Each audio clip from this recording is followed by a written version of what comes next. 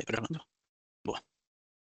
Fala, turma, sejam muito bem-vindos a mais um vídeo. Bom, para quem não me conhece, meu nome é Murilo Branco, eu estou no meio de renda variável há pelo menos uns 5 anos. Hoje eu sou broker de renda variável aqui da Cor de Investimentos, do Banco BTG Pactual, e a pedido de muitos assessores aqui do escritório, clientes também, hoje vamos falar aqui de criptomoedas, cenário macroeconômico, o que estamos projetando e esperando ali do mercado, pelo menos até o final desse ano. Eu tenho alguns pontos aqui para salientar, que nesses últimos 2, 3 meses ali, esse cenário, esse mundo, esses ativos de criptoativos não têm sido a melhor escolha do mercado por tudo que está acontecendo na economia.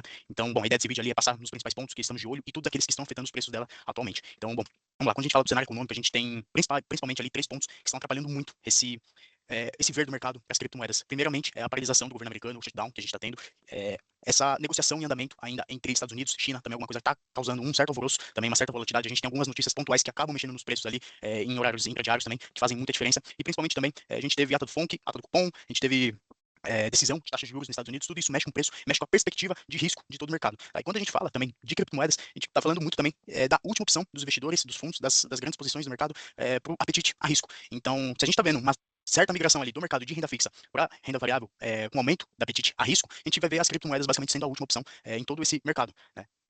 Então, quando a gente vê um grande player, um grande institucional, com uma certa posição em ativo que não tem risco, seja os treasuries americanos, títulos de renda fixa, buscando trade de curva, alguma coisa do tipo, a única opção dele de apetite a risco vai ser as criptomoedas por conta disso, porque não tem laço físico, ainda é um mercado novo, é o mercado mais novo que a gente vê, por exemplo, nos mercados de ETF, por exemplo. Então, ainda é muita coisa para pôr na ponta do lápis para considerar eles como a primeira opção. Então, basicamente, ter uma posição agora, esperando surfar um possível rally de alta, alguma coisa do tipo, pode sim ser um certo adiantamento de posição no mercado.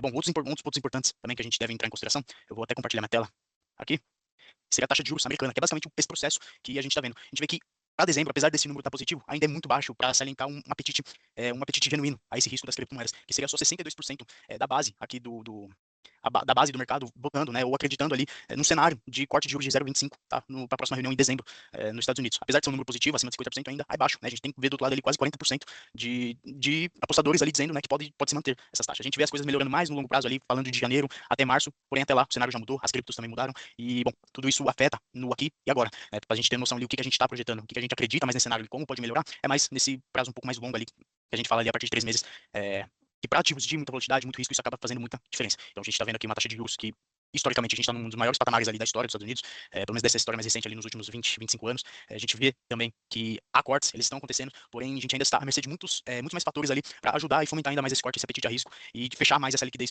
abrir mais essa liquidez no mercado. Então o que a gente deve ver mais constantemente é uma reunião corta, uma reunião corta, mantém. Isso muito a depender também de dados de emprego, de dados de inflação, a depender de muita coisa que ainda está por vir. Bom, separei também aqui para repassar com vocês alguns indicadores da rede do Bitcoin, para a gente ver como que tá essa questão da blockchain, como que tá a questão de comprador, vendedor, preço médio dos fundos de investimento, que agora as criptos elas estão virando referência também para novos ETFs. Então, como que tá esses indicadores de rede, que é muito importante a gente olhar. Por exemplo, esse indicador do Net Flow, ele basicamente ele fala o quanto que está entrando, o quanto que está saindo por cada período. Ele é basicamente um indicador de saldo. A gente vê ele apresentando, né, se representando ali num patamar mais neutro.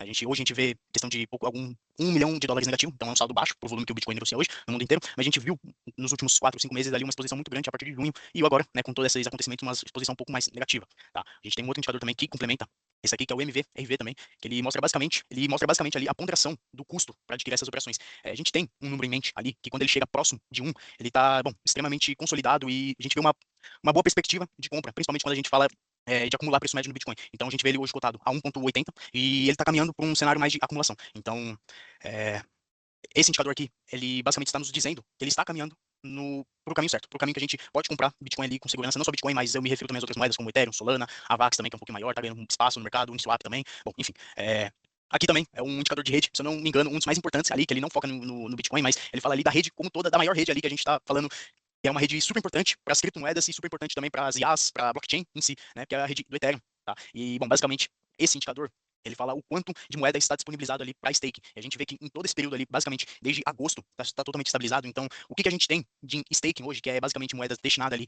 para poupança, né, desses grandes fundos, elas estão ali estabilizadas. Então, essa venda recente que a gente viu nesse primeiro indicador do Net Flow, ela não foi uma posição tão grande, ponderada a toda a capacidade do mercado. Cadê? A toda a capacidade do mercado. Então, basicamente aqui, essa linha roxa estável ou ascendente é a melhor dos mundos ali para quem gosta de acumular criptomoedas mais nesse longo prazo.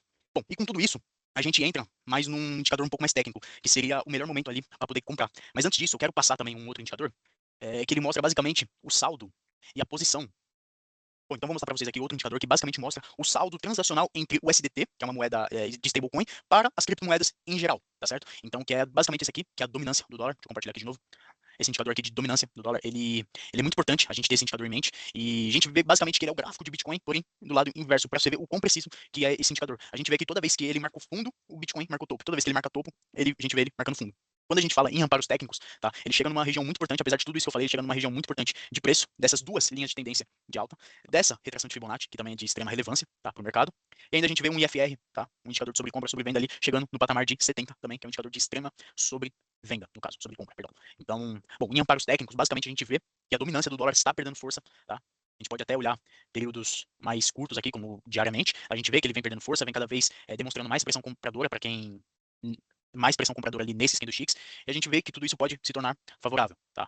Bom, já indo pro Bitcoin, aqui no caso, a gente vê ele bem lateral, tá? Nesses últimos tempos. Bem por conta disso que eu falei, ultimamente não tem sido a maior prioridade do mercado as criptomoedas, mas não devemos deixar de olhar. E um ponto muito importante, tá? Que esse mesmo indicador de volatilidade entrou num estado ali seguro para a gente comprar a partir de ontem, tá? Ele entrou nesse estado aqui mais sobrevendido, tá? Ou seja, com as vendas ficando cada vez mais escassas, mais difíceis de serem concretizadas. E se vocês repararem, em todos os momentos que esse indicador aqui, o IFR, chegou nesse ponto, a gente tem fundos demarcados no gráfico, né? Então, basicamente esse aqui, que liga esse fundo, a gente tem outro aqui que liga esse fundo, a gente tem esse daqui que liga esses três toques aqui também, que liga esses três fundos importantes.